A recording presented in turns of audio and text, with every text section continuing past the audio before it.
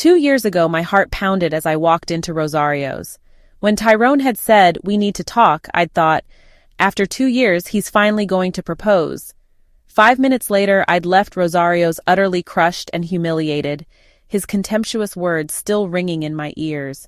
"You were never going to be anything more than a placeholder. Come on, Sarah, what did you think? That I was going to marry my secretary? You're comfortable with being ordinary." Then he told me about Jessica, the VP with a 6-figure salary he'd been seeing for 3 months. Now Tyrone's hands shook as he prepared to become my employee at half his old salary. I'd been heartbroken back then, but now I had no regrets. After all, I'd turned my heartbreak into a $3.2 million empire. "Sign here, Mr. Parker." I slid the employment contract across my mahogany desk, watching my ex-boyfriend's hands tremble as he reached for the pen. "Sarah, Tyrone's voice cracked. Gone was the confident swagger, the easy smile that used to make waitresses linger at our table. Sitting across from me in his rumpled suit, the same one he'd worn to 3 other job interviews this month, I'd heard, he looked smaller somehow, defeated.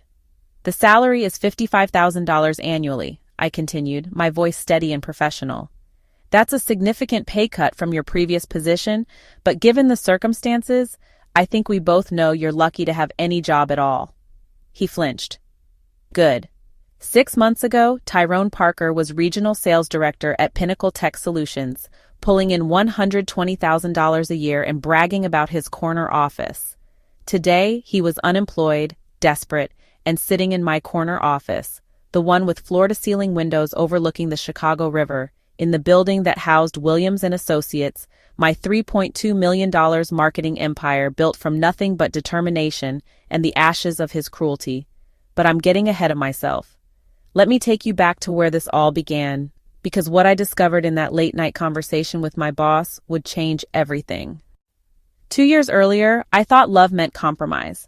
I was wrong. Love should never mean shrinking yourself down so someone else can feel bigger. My name is Sarah Williams, and at 33, I thought I had my life figured out. I worked as a senior marketing coordinator at Brennan & Associates in downtown Chicago, pulling in a solid $72,000 a year. Not bad for someone who started as an intern 6 years earlier, I told myself, though the voice in my head sometimes whispered, "But is it enough?" I had my little studio apartment overlooking the lake, 650 square feet of IKEA furniture and big dreams. I had my weekend coffee routine at the local cafe where the barista knew my order. And I had Tyrone. Tyrone Parker was everything I thought I wanted. 6'2", charming, with that easy smile that made waitresses linger at our table and mothers approve instantly. He worked in tech sales at Pinnacle Tech Solutions and always talked about his big deals and game-changing clients. We'd been together for 2 years, and I genuinely believed we were building something real. God, I was so naive. "You know I love you, right?" he'd say, pulling me close after dinner at whatever mid-range restaurant his expense account could handle. "You're my rock, Sarah, so grounded, so practical." I should have heard the warning in that word, practical. Like I was a reliable Honda Civic while he saw himself as a Tesla, but I was too busy planning our future to notice the growing distance in his eyes. What if you're not enough? The thought would creep in during quiet moments. What if he realizes he could do better? I'd push the thoughts away. Tyrone loved me. He said so all the time. The morning everything changed started like any other Tuesday. I was making coffee in my tiny kitchen, the one Tyrone always complained was too small for real entertaining, when he called. "Hey babe, we need to talk tonight. Can you meet me at Rosario's at 7? My heart skipped a beat. We need to talk. Those 4 words could only mean one thing. After 2 years together, this was finally it. The conversation we'd been building toward. "Of course," I said, trying to keep the excitement out of my voice. "Is everything okay?" "Yeah, we'll talk tonight." There was something different in his tone, nervous energy, like he was trying to contain his own excitement. This had to be about the promotion he'd been chasing, or maybe something even bigger. I spent the entire day at work distracted, running scenarios in my head. He was finally going to propose. We'd talked about it enough times, hadn't we?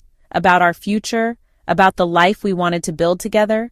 Maybe he'd gotten that promotion and now felt ready to take the next step. The one that would give us the lifestyle upgrade he kept mentioning.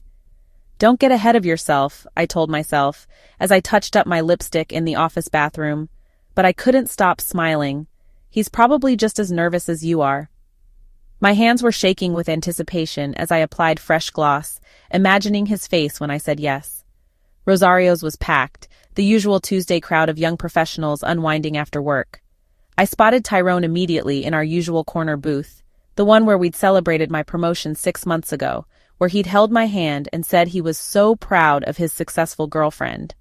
But something was different tonight. His shoulders were tense, and he wasn't looking at the door waiting for me like he usually did. He was staring at his phone, jaw clenched. This is it, I thought, my heart hammering. He's nervous about proposing. Hey, I said, sliding into the booth across from him, forcing a bright smile. You look serious. He didn't smile back. Didn't even look up from his phone for a full 10 seconds. When he finally did, his eyes were cold. Stranger's eyes. Sarah, I've been thinking a lot lately about us, about where we're going. My heart started racing. Here it comes. The proposal. Oh? And I realized something, he continued, his voice flat and clinical. We want different things. You're so focused on your little job, your little apartment, your little life. You're comfortable with being ordinary.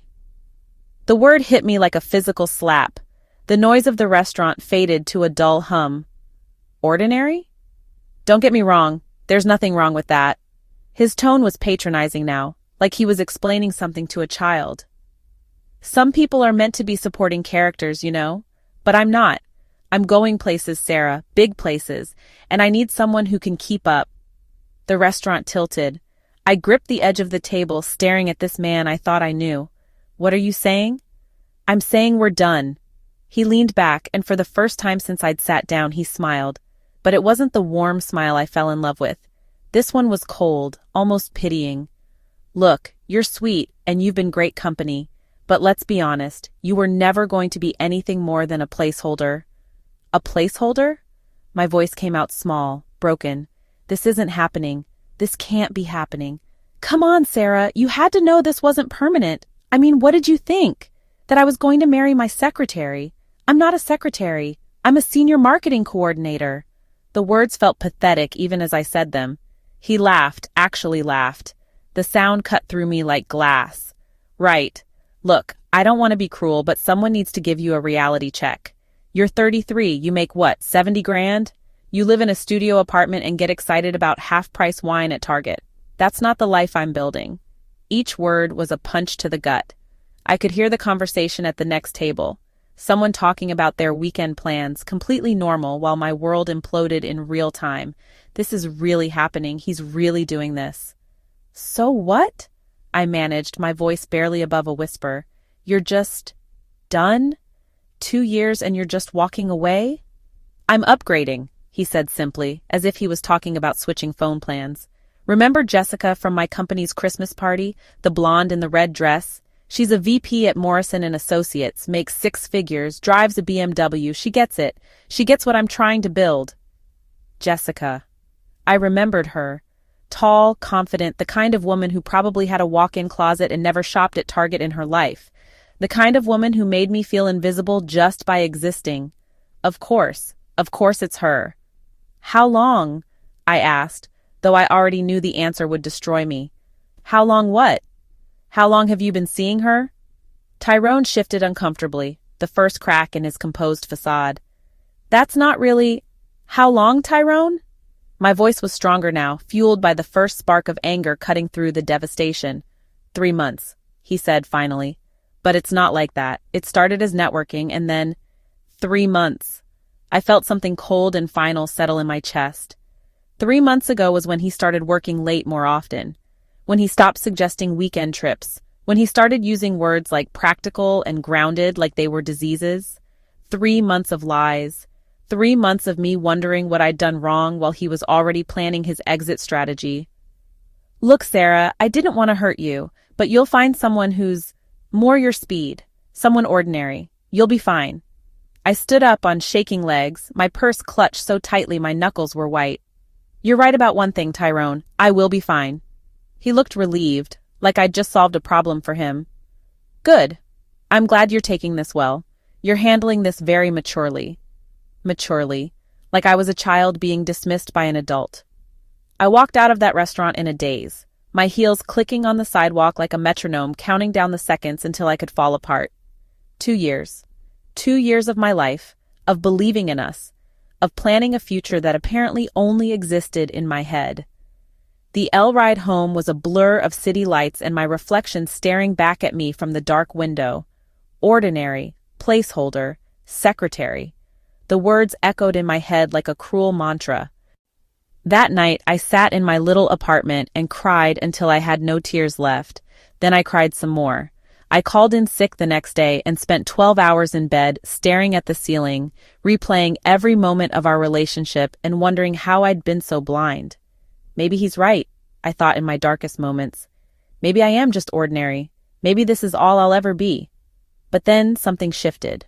The crying stopped. The self-pity evaporated. And in its place, a cold, crystalline anger began to form. Ordinary? We'll see about that. The first thing I did was block Tyrone on everything. Social media, phone, email. I didn't want to see his smug face or watch him parade his upgrade around online. The second thing I did was throw myself into my job like never before. But it wasn't enough. Every day felt like walking through fog. My coworkers noticed. "You okay, Sarah?" asked Jennifer from accounting, cornering me by the coffee machine. "You seem different lately." "Just tired," I'd say, forcing a smile that felt like wearing a mask. The truth was, Tyrone's words had lodged themselves in my brain like shrapnel. Ordinary, little job, little life.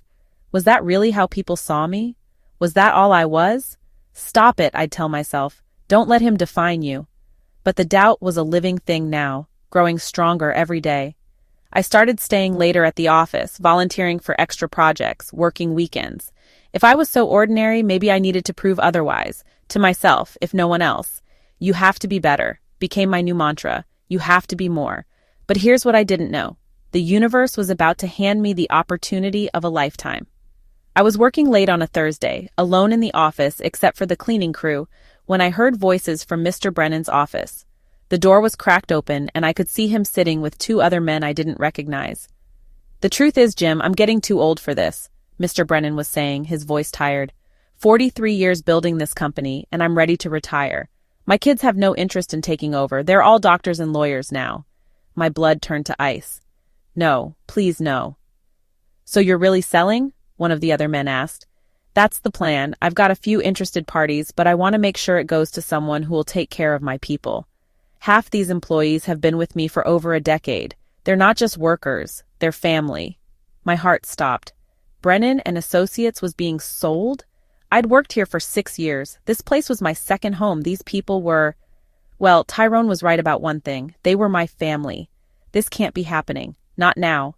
Not when I need stability more than ever. "What's your timeline?" the third man asked. "I'd like to have it wrapped up by the end of the year. I've got my eye on a little place in Florida, and Margaret's been patient long enough." I sat frozen at my desk, my mind racing. The company was being sold. My job, everyone's jobs, were suddenly uncertain. New owners could mean layoffs, restructuring. Everything we'd built together could disappear. What am I going to do? Where will I go? That weekend, I couldn't stop thinking about it. I walked along the lakefront for hours, trying to imagine life without Brennan and Associates, without the team I'd grown to love. And that's when the impossible idea hit me. What if I didn't have to imagine it? What if there was another option? "You're crazy," I told myself. "You can't buy a company. You're just ordinary." But what if I wasn't? Monday morning, I called in sick and spent the day at the library, researching like my life depended on it. Business acquisitions, financing options, small business loans. I made lists, ran numbers, explored possibilities that seemed impossible. This is insane, I thought as I filled out loan application after loan application. You're a marketing coordinator, not a CEO. But the more I researched, the more possible it became. I had been careful with money my entire adult life. While Tyrone spent his salary on expensive dinners and gadgets, the lifestyle he was so eager to maintain, I saved. I had $127,000 in various accounts. Not enough to buy a company outright, but maybe enough for a down payment. Maybe enough to start a conversation. "It's not enough," the voice in my head whispered. "You're not enough. Shut up. I told it. I'm done listening to you. The key was proving I could handle it. And suddenly, all those extra projects I'd been taking on, all those late nights, took on new meaning. I wasn't just proving my worth to myself anymore. I was building a case. Over the next 2 weeks, I quietly reached out to every client I'd worked with over the past 6 years. I asked for testimonials, performance reviews, anything that would demonstrate my value to the company. The responses surprised me. "Sarah, you've been the backbone of every campaign we've run together," wrote David Kim from Hartwell Industries. "Your strategic thinking and attention to detail are unmatched." "I don't know what Brennan and Associates would do without you," came from another. "You've saved us more money and delivered better results than agencies twice your size." Maybe, I thought, reading each glowing review, maybe I'm not as ordinary as he said. Suddenly, Tyrone's voice in my head got a little quieter, but the real challenge was yet to come. Now here's where it gets interesting. On a Thursday afternoon, I knocked on Mr. Brennan's office door, my heart hammering so hard I was sure he could hear it. "Sarah, come in, how are you, dear?" James Brennan was 71 years old, with white hair and kind eyes behind wire-rimmed glasses. He'd given me my first real job, mentored me, trusted me with bigger and bigger responsibilities. Looking at him now, I felt a surge of affection and determination. This is it. Do or die. "Mr. Brennan, I heard you might be retiring soon." His face fell slightly. Word travels fast around here, doesn't it? I was hoping to keep it quiet until I had everything figured out." "I think there might be another option," I said, my mouth dry as sand. "I'd like to buy the company." The silence stretched so long I wondered if he'd heard me. He blinked once, twice, then slowly started to smile. "Sarah Williams, you continue to amaze me. Sit down. Tell me everything." I spent the next hour laying out my plan, my voice growing stronger with each point. I had run the numbers, researched financing options, reached out to potential investors. I showed him the client testimonials, the performance reviews, the strategic plans I'd developed for growing the business. "The truth is, Mr. Brennan, this company isn't just a job for me. It's home. These people aren't just co-workers, they're my family. I want to preserve what you've built while taking it to the next level." When I finished, he leaned back in his chair and was quiet for a long time. The silence was torture. He's going to say no. He's going to tell you you're not ready, not qualified, not enough.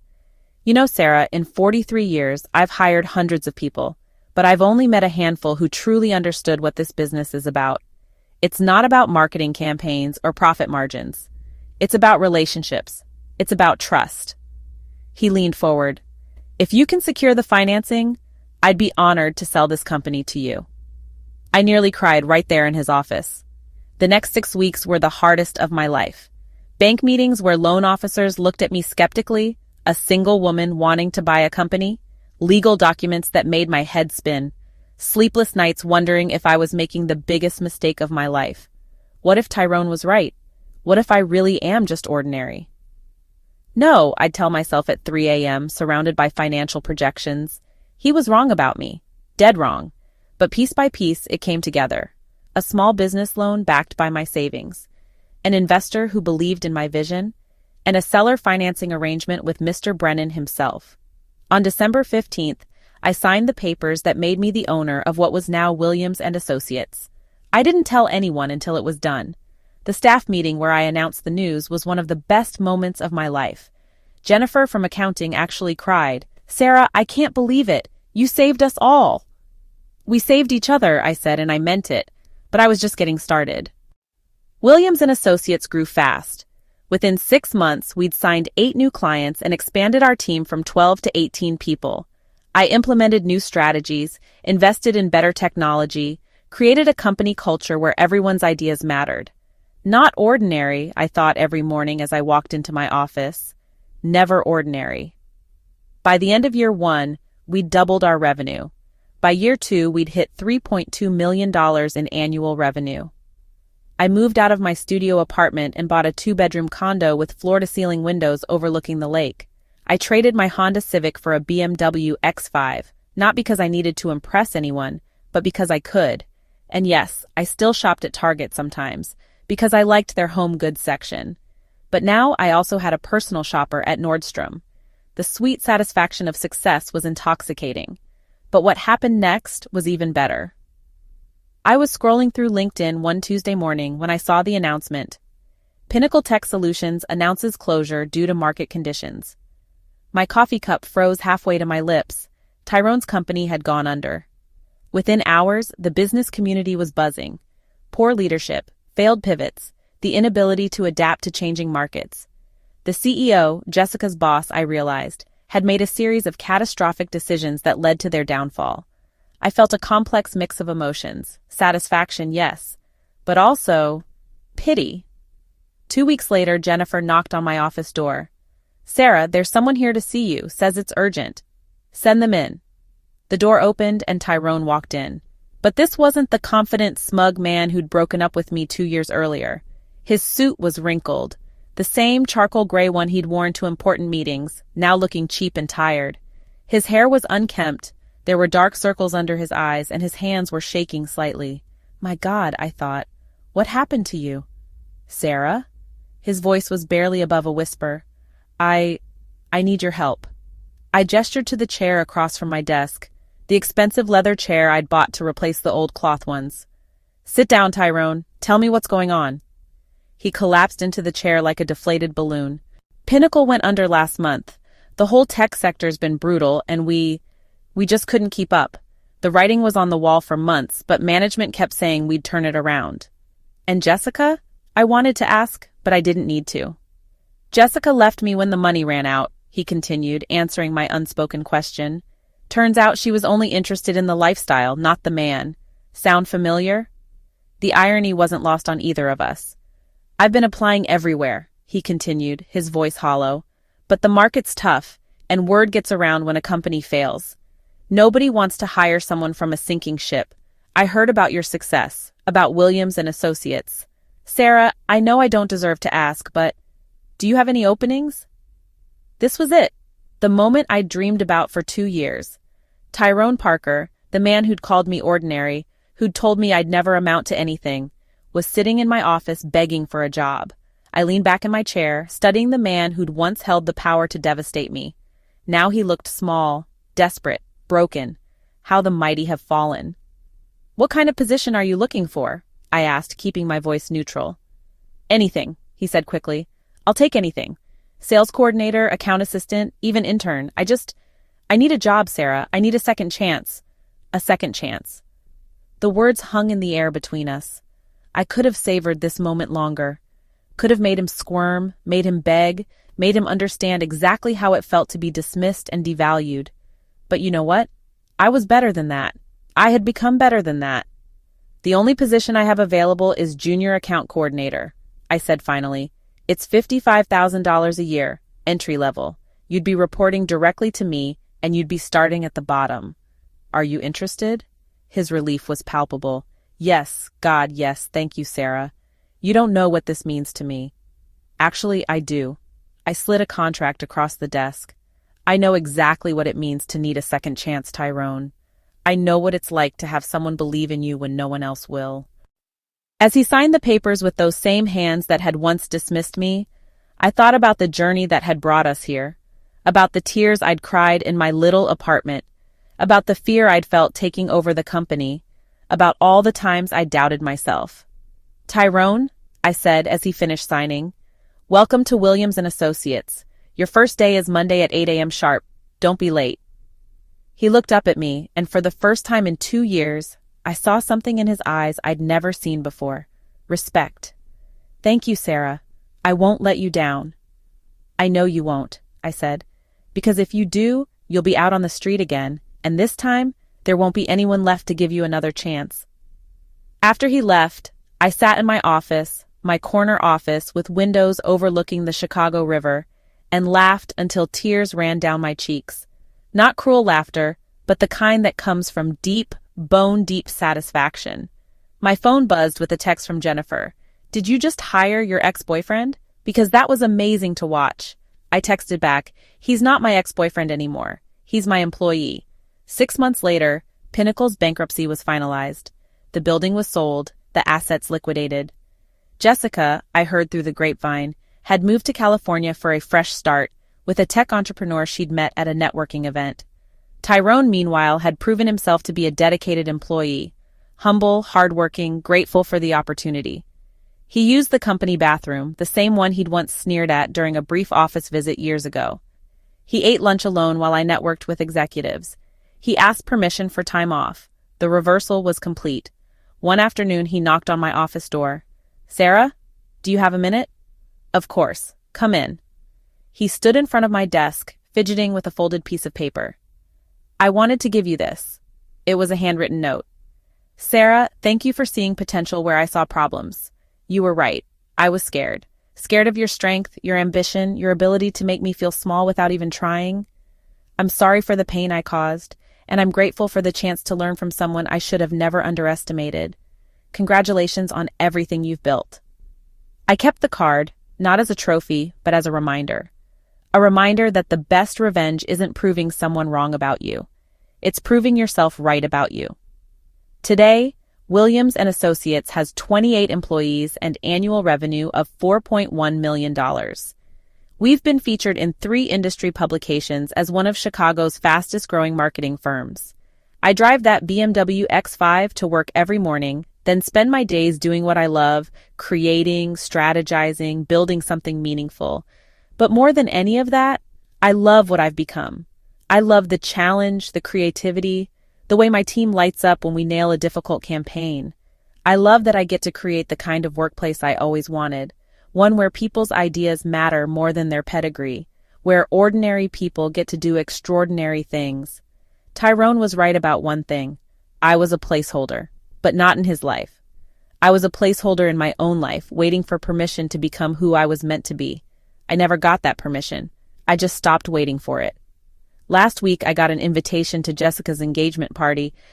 Apparently, her California fresh start worked out. I won't be going, not out of bitterness, but because I'll be in New York, meeting with potential investors about opening our second location. As I watched Tyrone Parker, my employee, work diligently at his desk through my office window, I'm reminded daily that success isn't about proving your worth to people who couldn't see it.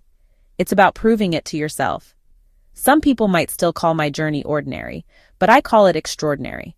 Not because of where I ended up, but because of who I became along the way. And that, I think, is the real victory.